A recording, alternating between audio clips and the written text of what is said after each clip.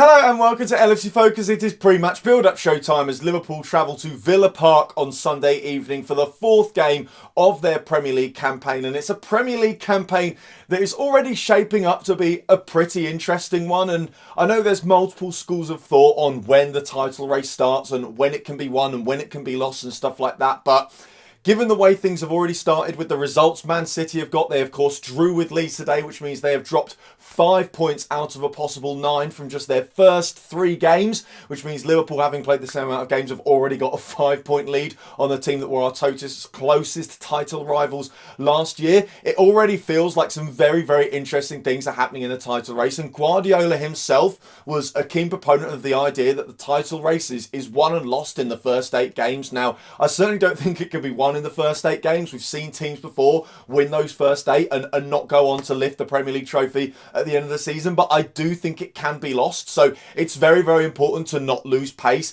and that looks like something that Man City are, unfortunately for them, and fortunately for us as Liverpool fans, it looks like that's what they're doing at the moment. Of course, plenty of things can change. It's only 5 points, and across the course of the season, that can pale in comparison to what goes on over the next 35 games. But it is, of course, a huge boost for Liverpool. They've dropped points today, and of course, if we are going to be considering staying in this title race, then we have got to keep the pace with the team that's at the top at the moment, and that team is, of course, Everton, which is something I don't think any of us really saw coming. But of course, we've got the derby coming up with them straight after the international break. That is going to be an absolutely massive game, whatever happens at Villa Park. But the last thing we want to be happening is going to that game at Goodison, 3 points behind Everton already, and needing to get a win to draw level with them at the top of the table. So it was always clear that these first 6 fixtures were going to be very, very difficult, possibly our most difficult run of the season. And it is, of course, very important that Liverpool lay down a marker, and this game will be no different. And of course, with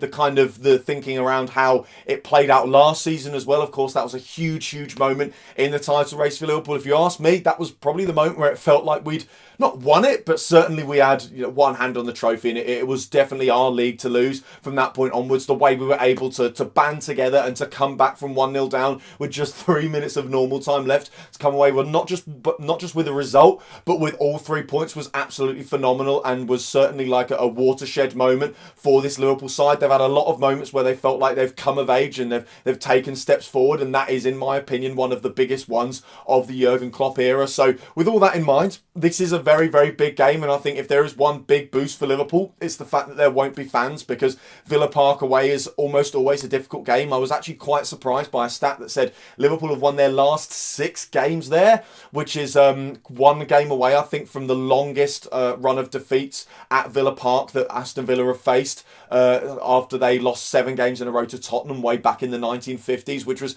a huge surprise because you always see it as a difficult place to come. And to be fair, not many of those have been easy games. Just looking back to, of course, the one last season, Liverpool really had to dig deep because it was an inspired Aston Villa side that they came up against. And I think hopefully without the fans in the stadium, Villa won't have that extra 5 or 10% that they seem to get from their own fans backing them. But of course, it is always a shame that the fans aren't there, because it would almost definitely be an absolutely cracking atmosphere in both ends of Villa Park tomorrow. But team news going into the game, thinking about who Liverpool are actually going to have available and who isn't going to be there for the side. Of course, the big news this week was that Sadio Mane has tested positive for COVID-19 and will therefore not be available for this game. He is now self-isolating and will, of course, not be involved in any games until after the international break. It means that the international break has kind of come at a good time for Liverpool. If he'd had to self-isolate for, I think, is it 10 or 14 days? I'm not entirely sure, but if that had come after the international break when we're playing league and European games every single week, then it would be a serious problem having Sadio Mane missing for that amount of matches.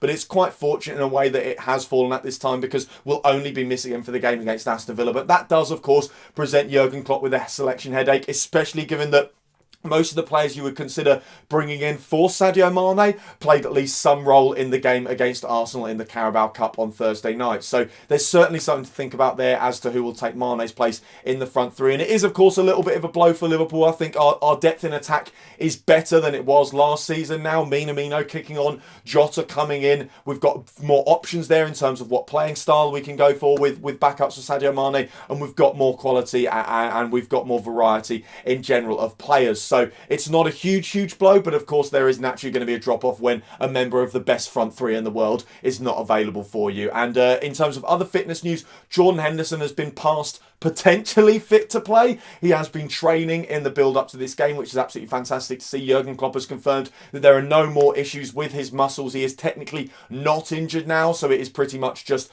a match fitness thing as to whether he'll be able to play any role in this game. He's, of course, been out since the game against Chelsea, and he only played 45 minutes in that match. I don't think he's actually played any 90s this season. I think he got taken off at some point during the game against Leeds right at the start of the season as well. So it will essentially come down to whether Jurgen Klopp thinks Henderson is fit enough to play any role in this game. I think, again, the international breaks kind of come at the right time because Jurgen Klopp said he's actually quite happy to see John Henderson go away on England duty and get some games with them because that will allow him to build up match fitness without the worry that he might not be at the absolute top of his game. And then he hopefully comes back after the international break absolutely raring to go. But it will certainly be interesting to see whether he plays any part in this game. I think if he's training and if Klopp says he's not injured, then he should certainly at least be on the bench for the match and be there as an option, because also if we want to build up match fitness and the opportunity's there, then it would be good to see him get on for maybe 20 or 30 minutes depending on how the game is going at that stage. But as for how I think we're actually going to line up from the start of the match, I think it is of course going to be Alisson Becker in goal. There's absolutely no arguments there as to who will be between the sticks. I think ahead of him it's got to be Virgil van Dijk and Joe Gomez, barring any injury or fitness issues. Of course, Van Dijk played an hour against Arsenal on Thursday night, and then Joe Gomez played the last half hour of that match, so hopefully the minutes have been shared out to a point where there's not going to be any issues with how fit they are. And of course Virgil van Dijk, just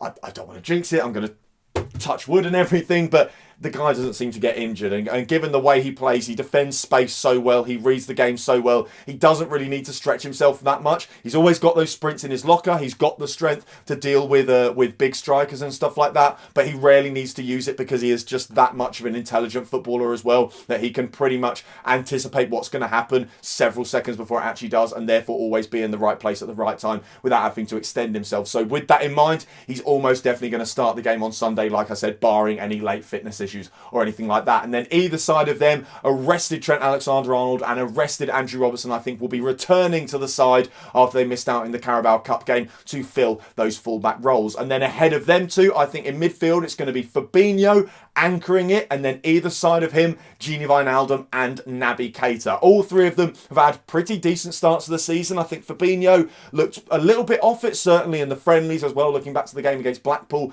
he made a couple errors and of course only got something like 20 minutes in the game against Leeds. But since then he's been just getting better and better every game, and I thought he put in an absolutely fantastic shift against Arsenal on Monday night. So hopefully, fingers crossed, the guy is back to his best, because at his best he is an absolute monster and potentially the best defensive midfielder in the world right now. We've seen that form from him in the past for Liverpool, and it would be great if he could get back to it. So I think Fabinho's going to start, and then Gini Wijnaldum as well has just been doing what Gini Wijnaldum does, keeping games ticking over, keeping the tempo at the tempo that Liverpool want it to be at, and then facilitating everyone else doing absolutely wonderful things and more exciting, Hollywood moments around him. But he is very much a key component of that engine room, and I'm hoping to see him start in the game against Villa on Sunday. And then I think Naby Keita as well has kind of reinvented himself a little bit this season. He's a lot more industrious, a lot more functional part of that engine room than I think he has been in the past. In the past, there's been this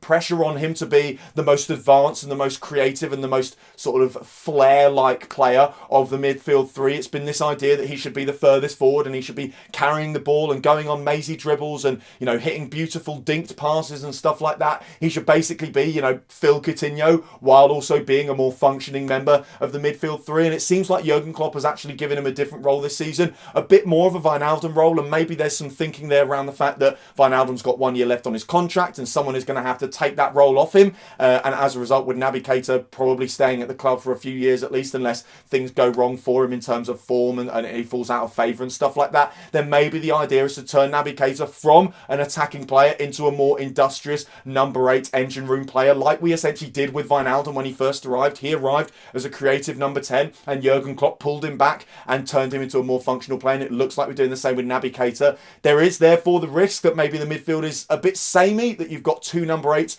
doing the exact same job. We've sometimes seen that in the past for Liverpool and it hasn't worked, and they've stifled one another and we've looked like we've lacked creativity, and there's a gap between the midfield and the attack that just makes it difficult for us to break defences down. It's possible that happens, and of course If that does, then we've got options like Curtis Jones on the bench, who I think will be able to come on and bring a little bit more flair. Of course, he played the full 90 minutes against Arsenal, so it's unlikely that he will start this game. But to be honest, I would be surprised if we didn't see any of him whatsoever, because if Villa are going to sit back and defend deep and stuff like that, then we're going to need someone like Curtis Jones, who has that flair, who has that desire to get into the box, take men on, drive at them, get to the byline and whip crosses in, and also doesn't mind a long shot either, because if Villa are just going to sit back and make, two banks of four or anything like that, and I'm not entirely sure they will, and I'll come on to how I think they're going to play in a moment, but if that's what they're going to do, you need lads who can take shots, who are confident to take shots from further out, because it just gives you an extra weapon in your arsenal. It allows you to test the goalkeeper a bit more, and it draws the defenders out as well. So I think we might see Curtis Jones at some point. I do hope we see Jordan Henderson in some capacity, because I think he's fantastic. He's Liverpool's captain, and he's such an influential member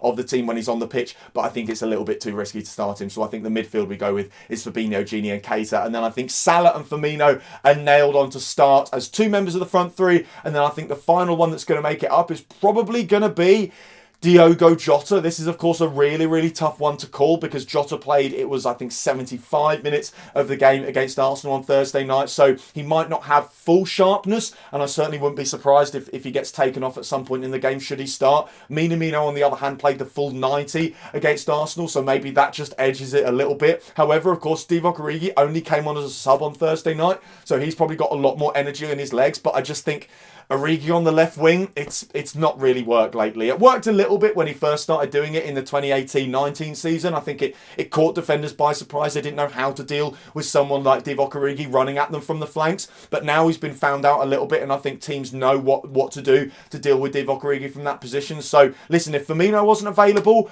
under the current circumstances, with Origi being a bit fitter than Jota and Minamino after what happened on Thursday night, then I'd probably be open to starting Origi down the middle. But because it's the left wing slot that needs filling, personally I'd rather see Jota. And listen, if it doesn't work, if he's not fit enough, if he's just not got the ability to last the full way through the game, then the good thing is we've got options on the bench. We can bring on Divock Origi, we can bring on Takumi Minamino, we can change things around. We've got fresh legs available to us, and we can do what we need to do to try and get the 3 points over the line. So taking a quick look at Aston Villa then, they have only played 2 games so far this season, due to the fact they were slated to play one of the Manchester clubs on the opening weekend, and of course, given what happened with the European season finishing late, those games have been postponed. But Villa have done quite well for themselves in those 2 games. I think they won the first one 3-1, and then they won 3-0 against Fulham last time out. And of course, you can say it's only Fulham, and Fulham definitely haven't been brilliant at the back this weekend, but it still takes a lot to dominate a game to that level, and to win it 3-0, and to keep a clean sheet, and to look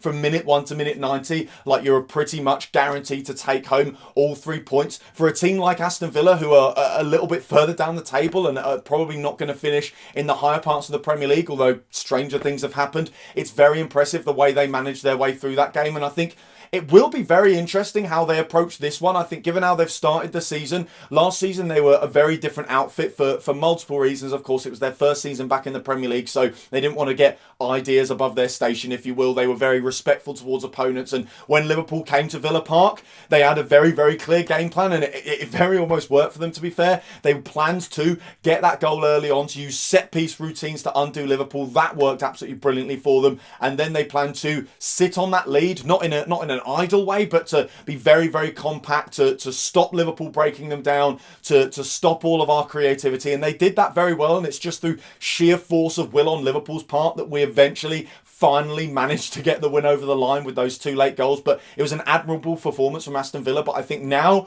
given how they've started the season as well, when you look at certain key players like John McGinn, who's back in the side, he was of course in and out of the side last season because of injuries. Jack Grealish has had another season in the Premier League, so he's developed as a player. He's got more mature, he's got better, he's more capable of trying to run games. He looks like the kind of lad who can take games by the scruff of the neck, which, while it was always clear he was a talented footballer, maybe wasn't the case a few years ago. So Liverpool have definitely got to watch out. I don't think this is going to be a carbon copy of the game last season. I think Villa are going to take the game to us. They've also got Ross Barkley available to them now, joining them on a season-long loan from Chelsea. So it's possible that he could make his debut. Of course, a former Everton player. He is going to be bang up for this one, and he would absolutely love to make his debut and make an impact against Liverpool. So there's plenty of reason to think that this is going to be a difficult game for us. Like I said, I think it will play into our hands that the fans aren't going to be be there, because that would give Villa a little bit of extra impetus to work their absolute nuts off to try and get a result. But like I said, I think they're going to take the game to us a little bit. They will make it difficult, and Liverpool have got to be